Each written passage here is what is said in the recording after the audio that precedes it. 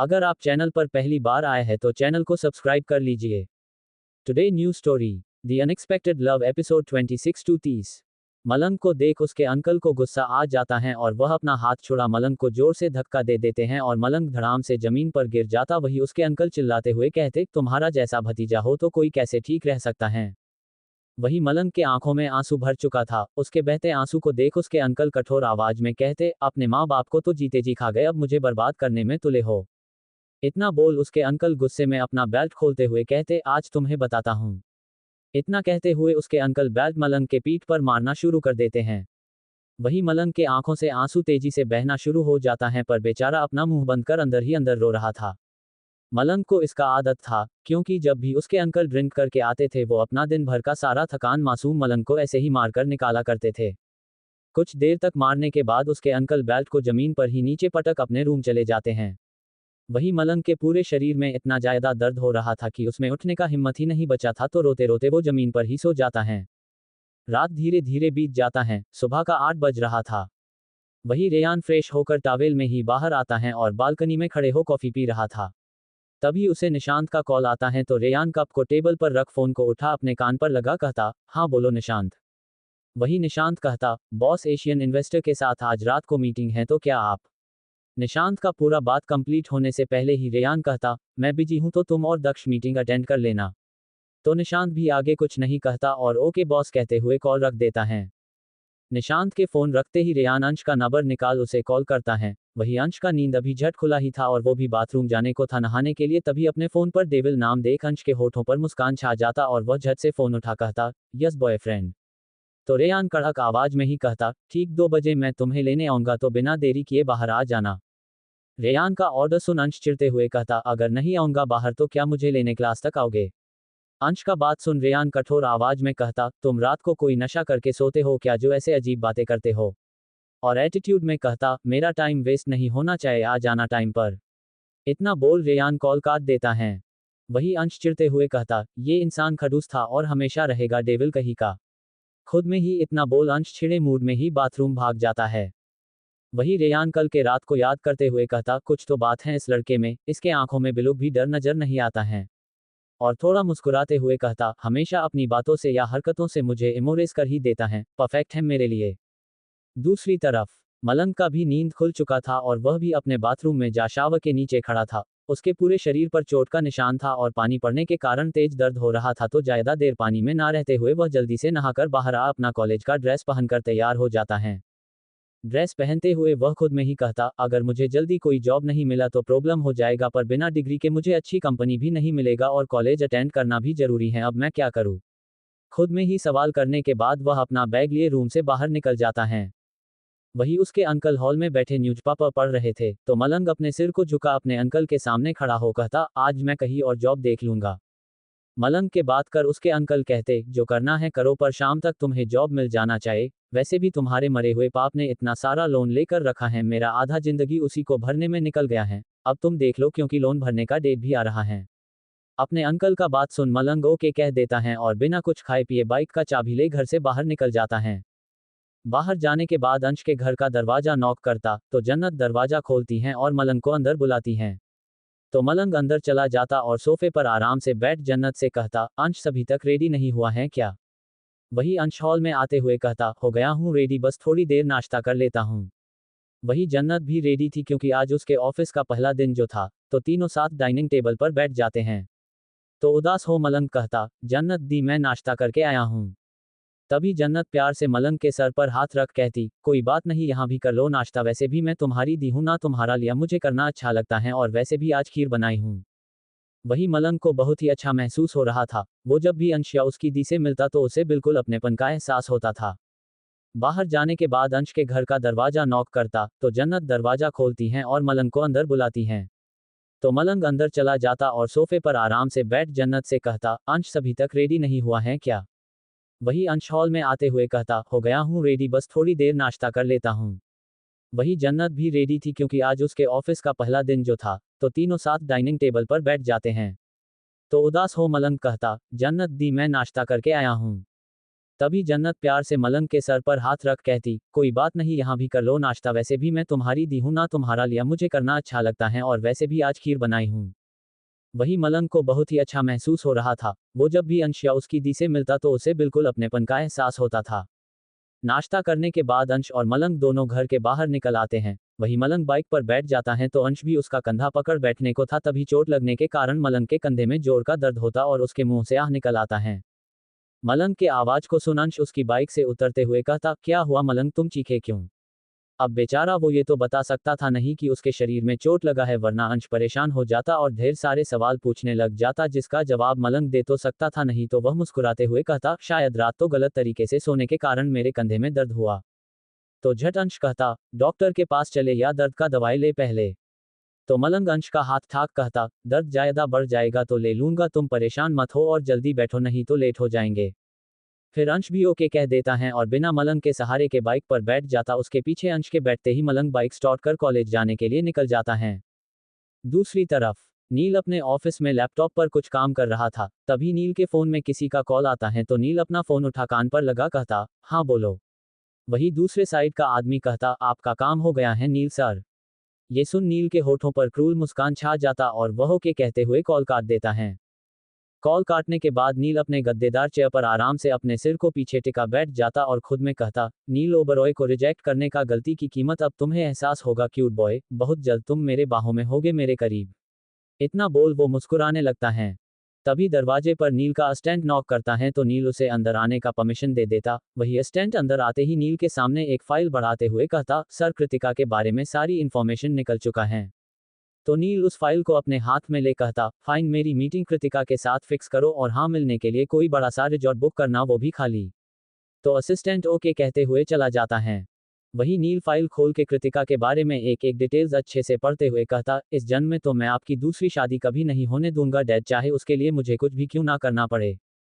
वही दूसरी तरफ आज जन्नत का ऑफिस का पहला दिन था तो वह घर से निकल रोड के सामने खड़ी थी ऑटो के लिए और कुछ ही देर में जन्नत को ऑटो मिल जाता है तो जन्नत ऑफिस का एड्रेस बता ऑटो में बैठ जाती हैं और वहां से निकल जाती हैं। कुछ दूर जाने के बाद अचानक से उसका ऑटो रुक जाता तो जन्नत ड्राइवर को देख कहती, क्या हुआ भैया, ऑटो क्यों रुक गया? वही ड्राइवर कहता, पता नहीं मैडम, देखता हूँ। इतना कहते हुए वह दोबारा स्टार्ट करने का ट्राई करता है पर ऑटो तब भी स्टार्ट नहीं होता है। तो आखिर में ड्राइवर बाहर उतर ऑटो को चेक करने लगता। वही जन्नत को टेंशन हो रहा था कहीं पहला दिन ही वो लेट ना हो जाए तो जन्नत भी ऑटो से उतरते हुए कहती, अगर लेट हो रहा है तो कोई बात नहीं भैया, मैं कोई दूसरा ऑटो ले लूंगी। तो वह ड्राइवर कहता, माफ कीजिए मैडम, पता नहीं ऑटो को क्या हो गया है। तो जन्नत कहती, कोई बात नहीं, और अपने पर्स से निकल पैसे दे देती हैं और आगे चली जाती दूसरे ऑटो के इंतजार में। वही जन्नत रोड के किनारे खड़ी थी तभी एक ब्लैक कलर की बड़ी सी कार रफ्तार से भागते हुए आ रही थी। वही जन्नत का नजर उस कार पर जाता है और कार चलाने के तरीके को देख जन्नत चिढ़ते हुए कहती, कैसा बेकार ड्राइविंग है, इतने पतले से रोड पर इतना फास्ट ड्राइविंग कौन करता है? जहां जन्नत खड़ी थी उससे थोड़ा दूर में कीचड़ से भरा छोटा सा तालाब बना हुआ था जो शायद बारिश होने के कारण बन गया था। वही वो कार जन्नत के सामने से क्रॉस करता है और सीधा उस कीचड़ में चला जाता और कार रफ्तार होने के कारण कीचड़ का सारा पानी जन्नत पर बारिश की तरह बरस जाता है। वही जन्नत हैरान थी और साथ ही गुस्सा भी। वही कार में बैठा आदमी उसकी तरफ देखता भी नहीं है और आगे चल देता है। ये देख जन्नत को और भी अधिक गुस्सा आने लगता है और वह उस कार के पीछे भागते हुए कहती, दिखाई नहीं देता, अंधे हो क्या? जैसे ही जन्नत ये कहती वो कार रुक जाता है और साथ ही जन्नत भी उस कार के सामने खड़ी हो जाती है। तभी कार के ड्राइविंग सीट पर बैठा आदमी एटीट्यूड में कार का दरवाजा को खोलता और बाहर आता है। वो आदमी दिखने में काफी हॉट और चार्मिंग लग रहा था। उसने सिल्वर कलर का कोट और पेंट पहन रखा था और साथ ही हाथ में सोने की घड़ी थी और आंखों पर चश्मा जो उसके पूरे लुक को और भी ज्यादा अट्रैक्टिव बना रहा था। वही जन्नत गुस्से में कहती, लगता है आंखों में चश्मा पहन के कारण आपको दिखाई नहीं देता, साइड में कोई लड़की खड़ी है। और अपना कपड़ा देखते हुए कहती, आपकी वजह से मेरा पूरा ड्रेस खराब हो गया है, आज मेरे जॉब का पहला दिन है। उसके बातों को सुन वो आदमी अपने कार का दरवाजा को खोल कार के अंदर से चेकबुक निकाल 50,000 अमाउंट डाल जन्नत के तरफ बढ़ाते हुए कहता, इतना काफी है तुम्हारा इस गंदे कपड़े के लिए या और चाय तो बता दो, बहुत पैसे हैं मेरे पास। उस आदमी के बातों को सुन जन्नत को और गुस्सा आ जाता है पर वह कुछ कहती उससे पहले ही वो आदमी चेक को जन्नत के मुंह पर ही फेंक देता है और पीछे मुड़ जाने को था। तभी जन्नत गुस्से में कहती, रुको रुको। सुन वो आदमी रुक जाता और जन्नत के तरफ मुड़ता। वही जन्नत भी एटीट्यूड के साथ उसके दिए चेक को अपने हाथ में लिए टुकड़ा टुकड़ा कर फाड़ देती हैं। वही वो आदमी, उसे यकीन नहीं होता कि कोई 50,000 के चेक को यूं ही फाड़ रही हैं और वह अपना चश्मा हटा लेता है। तभी जन्नत फाड़ने के बाद बचा हुआ सारा पेपर उस आदमी के मुंह के ऊपर फेंक देती हैं। ये देख उस आदमी के आंखों में गुस्सा भर जाता और वह अपने कठोर आवाज में चिल्लाते हुए कहता, what the hell are you doing idiot. तभी जन्नत अपनी उंगली उस आदमी के तरफ पॉइंट कर कहती, आवाज नीचे मिस्टर डॉट डॉट डॉट। अगर जन्नत ने अपनी आवाज ऊंची की ना तो चेहरा दिखाने के काबिल नहीं रहोगे, इसलिए कह रही हूं मुझसे माही मांगो वरना मैं शोर करके सबको बुला लूंगी और कहूंगी कि तुम मेरा फायदा उठा रहे थे, मेरे साथ बदतमीजी कर रहे थे। जन्नत का धमकी को सुन वो आदमी हंसते हुए कहता, तुम्हें लगता है कोई मेरा कुछ बिगाड़ सकता है? अरे जानती नहीं हो तुम मेरे पावर को, खड़े खड़े मैं तुम्हें तक खरीद सकता हूं। वही जन्नत गुस्से में कहती, माफी मांगते हो या शोर मचाना शुरू करूं? तो वह आदमी अपने आंखों को रोल कर अपने कार का दरवाजा को खोलने लगता है। तभी जन्नत उस आदमी का हाथ पकड़ चिल्लाते हुए रोने का नाटक करने लगती और कहती, बचाओ मुझे कोई इस आदमी से, ये मेरे साथ जबरदस्ती करने का कोशिश कर रहा है। जन्नत के आवाज और उसका रोना को सुन कुछ ही देर में वहां पर भीड़ जमना शुरू हो जाता है। वही वो आदमी जन्नत का हाथ छुड़ाने का कोशिश करता है पर जन्नत ने इतना टाइट से पकड़ा कर रखा था कि कोई फायदा नहीं हुआ। तभी एक हट्टा कट्टा आदमी उनके पास जा कहता, क्या हुआ बहन? वही जन्नत अपने नकली आंसू को पोंछते हुए कहती, देखिए ना भैया, पहले तो इस आदमी ने मेरे कपड़ों पर कीचड़ फेंक दिया और जब मैंने कहा सॉरी कहो तो ये आदमी बदतमीजी पर उतर आया। जन्नत के ड्रामे को देख वो आदमी हैरान था और जन्नत को गुस्से में घूरते हुए कहता, ए लड़की तुम झूठ क्यों बोल रही हो, मैंने कब बदतमीजी की? वही जन्नत रोते हुए उस हट्टा कट्टा आदमी के हाथ को पकड़ कहती, अब तो ये गुस्सा भी कर रहा है मुझ पर। वही सारे लोग उस आदमी पर बरसने लगते हैं। उस आदमी को समझ आ गया कि उन लोगों के साथ बहस करने का कोई फायदा नहीं है, तो आखिर में वो हार मान ही जाता है और जन्नत के तरफ देख रुडेली सॉरी कह देता है। तो जन्नत भी मुस्कुराते हुए ओके कह देती हैं। वही वो आदमी अपने हाथ का मुट्ठी बांध कार के अंदर बैठ जाता। तभी जन्नत उसके खिड़की से उस आदमी को कहती, जन्नत को खरीदने के तुम्हारी पूरी प्रॉपर्टी भी कम पड़ जाएगी मिस्टर डॉट डॉट। उद्धरण चिन्ह विस्मयादिबोधक चिन्ह। तो वह आदमी गुस्से में निकल जाता है वहां से। वही जन्नत भी वहां मौजूद सबको थैंक यू कहती हैं और फिर उसे दूसरा ऑटो भी मिल जाता तो वह भी निकल जाती हैं अपने ऑफिस जाने के लिए। दूसरी तरफ अंश, मलंग और तन्वी भी कॉलेज पहुंच चुके थे और तीनों एक साथ ही क्लास में बैठे लेक्चर अटेंड कर रहे थे। वही मलंग क्लास में बैठे अपने सिर को नीचे झुका फोन पर कोई अच्छा जॉब देख रहा था, पर उसे कोई ढंग का जॉब मिल नहीं रहा था क्योंकि हर जगह ग्रेजुएशन मांग रहा था और वो अभी सिर्फ सेकेंड ईयर में हो था। ये देख वो अपने मन में ही कहता, क्या करूं मैं, शाम तक मुझे अच्छा जॉब चाहिए पर कैसे मिलेगा? खुद में ही वो सवाल कर सोचने लगता है। तभी एक आदमी क्लास के अंदर आता है और प्रोफेसर को देख कहता, सॉरी सर डिस्टर्ब करने के लिए, पर प्रिंसिपल ने फौरन मलंग नाम के लड़के को अपने केबिन बुलाया है। अपना नाम सुन मलंग ऊपर देखता। वही प्रोफेसर मलंग के तरफ देख कहते, जाओ मलंग, प्रिंसिपल ने तुम्हें बुलाया है। मलंग को बहुत घबराहट हो रहा था। उसके चेहरे को देख अंश मलंग का हाथ पकड़ कहता, मैं साथ चलूं क्या? मलंग को कहीं ना कहीं एहसास हो चुका था कि कुछ तो बुरा होने वाला है और वह अंश के सामने ये सब हैंडल नहीं करना चाहता था, तो वह मुस्कुराते हुए कहता, नहीं अंश, मैं चला जाऊंगा, तुम रुको फिर आकर बताता हूँ। तो अंश भी बस ओके कह देता है। वही मलंग क्लास से बाहर चला जाता है। अंश, मलंग और तन्वी भी कॉलेज पहुंच चुके थे और तीनों एक साथ ही क्लास में बैठे लेक्चर अटेंड कर रहे थे। वही मलंग क्लास में बैठे अपने सिर को नीचे झुका फोन पर कोई अच्छा जॉब देख रहा था, पर उसे कोई ढंग का जॉब मिल नहीं रहा था क्योंकि हर जगह ग्रेजुएशन मांग रहा था और वो अभी सिर्फ सेकेंड ईयर में हो था। ये देख वो अपने मन में ही कहता, क्या करूं मैं, शाम तक मुझे अच्छा जॉब चाहिए पर कैसे मिलेगा? खुद में ही वो सवाल कर सोचने लगता है। तभी एक आदमी क्लास के अंदर आता है और प्रोफेसर को देख कहता, सॉरी सर डिस्टर्ब करने के लिए, पर प्रिंसिपल ने फौरन मलंग नाम के लड़के को अपने केबिन बुलाया है। अपना नाम सुन मलंग ऊपर देखता। वही प्रोफेसर मलंग के तरफ देख कहते, जाओ मलंग, प्रिंसिपल ने तुम्हें बुलाया है। मलंग को बहुत घबराहट हो रहा था। उसके चेहरे को देख अंश मलंग का हाथ पकड़ कहता, मैं साथ चलूं क्या? मलंग को कहीं ना कहीं एहसास हो चुका था कि कुछ तो बुरा होने वाला है और वह अंश के सामने ये सब हैंडल नहीं करना चाहता था, तो वह मुस्कुराते हुए कहता, नहीं अंश, मैं चला जाऊंगा, तुम रुको फिर आकर बताता हूँ। तो अंश भी बस ओके कह देता है। वही मलंग क्लास से बाहर चला जाता है और फिर प्रिंसिपल के केबिन के सामने खड़े हो कहता, can I come in sir? तो प्रोफेसर भी कहते, यस कम इन मलंग। तो मलंग अंदर जा प्रोफेसर के सामने खड़ा हो जाता है। तभी प्रिंसिपल उसे इशारा कर बैठने को कहते हैं, तो मलंग भी उनके सामने वाली चेयर पर बैठ जाता है। मलंग को बहुत टेंशन हो रहा था और उसे समझ नहीं आ रहा था बात कैसे शुरू करे। तभी प्रिंसिपल का नज़र मलंग के टेंशन और सवाल भरे चेहरे पर जाता है, तो प्रिंसिपल मुस्कुराते हुए कहते, टेंशन मत लो मलंग, तुम्हें यहाँ डांटने के लिए नहीं बुलाया हूँ। ये सुन मलंग थोड़ा रिलैक्स होता है। वही प्रिंसिपल एक फाइल मलंग के सामने बढ़ाते हुए कहते, मलंग तुम पढ़ाई में काफ़ी अच्छे हो और मैं उम्मीद करूंगा कि आगे जाकर तुम हमारे यूनिवर्सिटी का नाम रोशन करोगे, पर उद्धरण चिन्ह विस्मयादिबोधक चिन्ह। इतना कहते हुए प्रिंसिपल रुक जाते हैं। तभी मलंग परेशान हो पूछता, पर क्या सर? तो प्रिंसिपल कहते, देखो मलंग, यूनिवर्सिटी मैनेजमेंट के तरफ से नोटिस आया है कि 2 दिन के अंदर सारे स्टूडेंट्स का फीस क्लियर हो जाना चाहिए और तुम्हारा पूरा साल का फीस पेंडिंग पड़ा हुआ है। तुम अच्छे स्टूडेंट हो, इसलिए तुम्हें पर्सनली बुलाया हूँ। प्रिंसिपल का बात सुन मलंग हैरान हो कहता, पर सर मैं तो स्कॉलरशिप स्टूडेंट हूँ और मुझे साफ बताया गया था कि साल भर के बाद ही मुझे फीस देना होगा, तो अभी ऐसे अचानक क्यों? उसके सवाल को सुन प्रिंसिपल कहते, यही तो प्रॉब्लम है मलंग, ये ऊपर से ऑर्डर आया है जिसमें हम कुछ भी नहीं कर सकते हैं। मलंग को कुछ भी समझ नहीं आ रहा था, वो क्या करे क्या कहे, उसका दिमाग काम करना बंद कर चुका था। मलंग का उदासी से भरा चेहरा देख प्रिंसिपल को बिल्कुल भी अच्छा नहीं लग रहा था, पर वो खुद मजबूर थे क्योंकि ये ऑर्डर देने वाला कोई और नहीं, नील ओबरॉय था। तभी प्रिंसिपल कहते, लिसन केयरफुली मलंग, तुम्हारे पास सिर्फ 2 दिन का टाइम है। 2 दिन के बाद तुम आराम से क्लासेस अटेंड कर सकते हो बिना टेंशन के। ये सुन मलंग झट से कहता, मतलब तब तक मैं क्लास भी नहीं जा सकता हूँ? तो प्रिंसिपल कहते, जा सकते हो, पर 2 दिन के बाद अगर फीस क्लियर नहीं हुआ तो इसके आगे मैं कुछ नहीं कर सकता हूँ। अब तुम अपने क्लास जा सकते हो। अब मलंग के पास कुछ कहने और सुनने के लिए कुछ बचा ही नहीं था, तो बेचारा अपना चेहरा लटका प्रिंसिपल के केबिन से बाहर निकल जाता है। मलंग के पास क्लास जाकर अंश और तन्वी को अपना चेहरा दिखाने का हिम्मत भी नहीं था, क्योंकि वो जानता था अगर क्लास गए तो दोनों सवालों की बारिश शुरू कर देंगे, और यही सोचते हुए वह उदास हो कैफेटेरिया में जाकर अपना सिर को टेबल पर रख आंख बंद कर लेता है। वही अंश और तन्वी का ध्यान भी बस मलंग पर अटका था। तो तन्वी परेशानी में कहती, अंश मलंग अभी तक क्यों नहीं साया, बहुत टाइम हो गया है उसे गए हुए।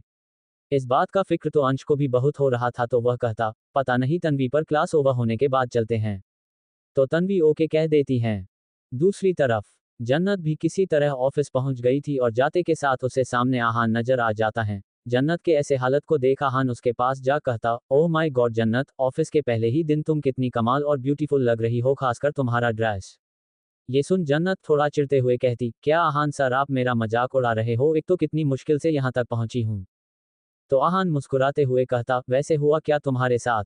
तो जन्नत गुस्से में कहती, एक अमीर रही से ज्यादा ने मेरे पूरे कपड़े खराब कर दिए। सद्दू और अगडू कहीं का दोबारा मिल जाए तो मैं उसे छोड़ दूंगी नहीं। और आगे जन्नत भी सब कुछ बताना शुरू करती है जो भी हुआ था। ये सारा बात सुन आहान के मुंह से हंसी निकल जाता है। वही जन्नत चिढ़ते हुए कहती, क्या आहान सर आप हंस रहे हो? यहाँ मुझे टेंशन हो रही, इस गंदे कपड़े में कैसे जाऊं अंदर फ्लो पर? जन्नत के इस बात पर आहान कहता, जन्नत जी शायद आप भूल रही हैं कि ये फैशन डिजाइनिंग की कंपनी है, तो यहाँ आपको कपड़े मिल जाएंगे चेंज करने के लिए। ये सुन जन्नत खुश होते हुए कहती, रियली, पर कोई प्रॉब्लम तो नहीं होगा ना? तो आहान नहीं होगा कह देता है। और फिर एक स्टाफ को बुला उससे कहता कि जन्नत के लिए कोई अच्छा सा ड्रेस का देने को। तो वह स्टाफ भी ओके कह देती हैं और ड्रेस लेने चली जाती हैं। वही जन्नत मुस्कुराते हुए कहती, thank you so much Aahan sir, आप नहीं होते तो पता नहीं मेरा क्या होता। तभी आहान थोड़ा नाराज होते हुए कहता, मिस जन्नत आपको मैंने कहा था ना, no so only Aahan, so next time don't call me sir, just call me Aahan, got it? तो जन्नत भी मुस्कुराते हुए कहती, औक आहान। ये सुन आहान के होठों पर मुस्कान छा जाता है। वही तब तक वो स्टाफ भी जन्नत के लिए एक सुंदर सा वन पीस ड्रेस लेकर आती हैं और जन्नत को दे देती हैं। तो जन्नत एक बार फिर आहान को थैंक यू कह चेंज करने चली जाती हैं। तो आहान जन्नत को आवाज देते हुए कहता, जन्नत चेंज करके मेरे केबिन में आना, कुछ डिस्कस करना है। तो जन्नत भी ओके कह देती है। दोपहर का समय हो चुका था। वही पहला क्लास भी ओवर हो चुका था और दूसरा क्लास स्टार्ट होने से पहले ही अंश और तन्वी अपने साथ साथ मलंग का भी बैग लिए क्लासरूम से बाहर चले आते हैं। और अपना फोन निकाल अंश मलंग के नंबर पर कॉल करता है, पर मलंग का कोई रिस्पॉन्स नहीं आता है। ये देख दोनों बहुत परेशान थे। तो अंश कहता, चलो प्रिंसिपल के केबिन के तरफ चलते हैं, शायद वो अभी तक वही हो। तो तन्वी भी हाँ कह देती हैं और दोनों प्रिंसिपल के ऑफिस के बाहर चले आते। पर वहां जाने के बाद उन्हें पता चलता कि मलंग तो काफी देर पहले ही वहां से जा चुका है। ये सुन तन्वी उदास और परेशान होते हुए कहती, अंश मलंग कहाँ गया होगा? अब मुझे डर लग रहा है। डर तो अंश के मन में भी बैठ गया था। एक तो सुबह मलंग का तबीयत भी उसे ठीक नहीं लग रहा था और अब अचानक से वो गायब हो गया है, फोन तक नहीं रिसीव कर रहा था। तो कुछ सोचते हुए अंश कहता, हो सकता है वो कैफेटेरिया में गया हो। तो तन्वी भी कहती, हो सकता है, चलो चल कर देखते हैं अंश।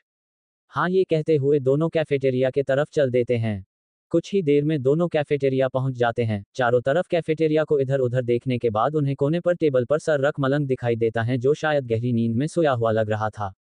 मलंग को सही सलामत देख दोनों सुकून से भरा सांस लेते हैं। वही तन्वी गुस्से में मलंग के तरफ चलते हुए कहती, आज इस गधे को चोदूंगी नहीं, मार मार के इसका मोमोज बना दूंगी।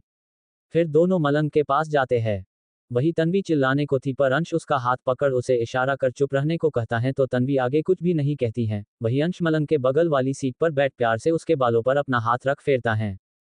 ये सुन तन्वी उदास और परेशान होते हुए कहती, अंश मलंग कहाँ गया होगा, अब मुझे डर लग रहा है। डर तो अंश के मन में भी बैठ गया था। एक तो सुबह मलंग का तबीयत भी उसे ठीक नहीं लग रहा था और अब अचानक से वो गायब हो गया है, फोन तक नहीं रिसीव कर रहा था। तो कुछ सोचते हुए अंश कहता, हो सकता है वो कैफेटेरिया में गया हो। तो तन्वी भी कहती, हो सकता है, चलो चल कर देखते हैं अंश। हाँ, ये कहते हुए दोनों कैफेटेरिया के तरफ चल देते हैं। कुछ ही देर में दोनों कैफेटेरिया पहुंच जाते हैं। चारों तरफ कैफेटेरिया को इधर उधर देखने के बाद उन्हें कोने पर टेबल पर सर रख मलंग दिखाई देता है जो शायद गहरी नींद में सोया हुआ लग रहा था। मलंग को सही सलामत देख दोनों सुकून से भरा सांस लेते हैं। वही तन्वी गुस्से में मलंग के तरफ चलते हुए कहती, आज इस गधे को चोदूंगी नहीं, मार मार के इसका मोमोज बना दूंगी। फिर दोनों मलंग के पास जाते हैं। वही तन्वी चिल्लाने को थी पर अंश उसका हाथ पकड़ उसे इशारा कर चुप रहने को कहता है तो तन्वी आगे कुछ भी नहीं कहती है। वही अंश मलंग के बगल वाली सीट पर बैठ प्यार से उसके बालों पर अपना हाथ रख फेरता है। मलंग गहरी नींद में सोने के बावजूद उसे बहुत अच्छा फील हो रहा था और वह नींद में ही बड़बड़ाता है, आई मिस यू मम्मा। वही अंश और तन्वी वही मलंग के पास कुछ देर बैठे थे और उसके खुद से उठने का इंतजार कर रहे होते हैं। तभी मलंग का नींद खुलता है और जब वह अपने आंखों के सामने अंश और तन्वी को देखता तो झट से वह अपने सिर को ऊपर कर हैरानी में कहता, तुम दोनों यहाँ ऐसे क्यों बैठे हो। मलंग के इस सवाल पर अंश कहता, ये तो हमें तुमसे पूछना चाहिए थे, तुम यहाँ आकर सो क्यों गए थे, कुछ हुआ है क्या। वही तन्वी मलंग के सर पर हाथ रख कहती, फीवर तो नहीं है तुम्हें, फिर तू यहाँ क्यों सोया था। मलंग उन दोनों को कोई जवाब नहीं देना चाहता था, ना अपनी प्रॉब्लम शेयर करना चाहता था, तो वह मुस्कुराते हुए कहता, अरे यार, वो कल रात भर एक मूवी देख रहा था तो सोने में काफी लेट हो गया था, तो नींद यहाँ पूरी कर रहा हूँ और कोई बात नहीं है। तो तन्वी झट से कहती, पर तुम्हें तो मूवी में इंटरेस्ट है ही नहीं। वही मलंग कहता, पर वो मूवी काफी अच्छा था इसलिए देख लिया, अब सवाल करना बंद करो और चलो चलते हैं। इतना बोल मलंग खड़ा हो जाता है। तभी अंश मलंग का हाथ पकड़ कहता, और प्रिंसिपल ने क्यों बुलाया था ये तो तुमने बताया ही नहीं। इस सवाल पर मलंग क्या जवाब दे वो सोचने लगता है। थोड़ी देर सोचने के बाद वह हकलाते हुए कहता, वो मेरे स्कॉलरशिप को लेकर कुछ कहना था उन्हें और कुछ खास नहीं है। वही अंश मलंग को घूरते हुए कहता, पक्का यही बात है, तुम कुछ छुपा नहीं रहे। वही मलंग मुस्कुराते हुए कहता, पक्का अंश यही बात है, सच्ची। मलंग ये कह तो दिया था कर अंश को फिर भी उसके बात पर भरोसा नहीं हो रहा था, पर फिलहाल वो आगे कोई सवाल नहीं करता और तीनों कैफेटेरिया से बाहर चले जाते हैं। तीनों यूनिवर्सिटी के बाहर चले आते हैं। तभी मलंग का नजर टाइम पर जाता है, 2:15 हो रहा था और उसे अचानक से याद आता कि आज 2 बजे रेयान उसे लेने आने वाला था। तो हड़बड़ी में वह पैकेट में रखा अपना फोन निकलता है और देखता उसका फोन स्विच ऑफ हो चुका है। ये देख वह चीखते हुए कहता, आउच, मेरा फोन स्विच ऑफ कैसे हुआ। वही मलंग कहता, कोई नहीं अंश, चलो मैं घर छोड़ देता हूँ तुम्हें। तो अंश कहता, नहीं नहीं, तुम दोनों जाओ, मैं ऑटो से चला जाऊंगा, वैसे भी मुझे घर जाते हुए मार्केट से कुछ सामान लेना है। तो मलंग और तन्वी ठीक है कहते हुए निकल जाते हैं। वही अंश, उसे कुछ समझ नहीं आता और वह गेट के बाहर जा रेयान के कार को ढूंढने लगता है।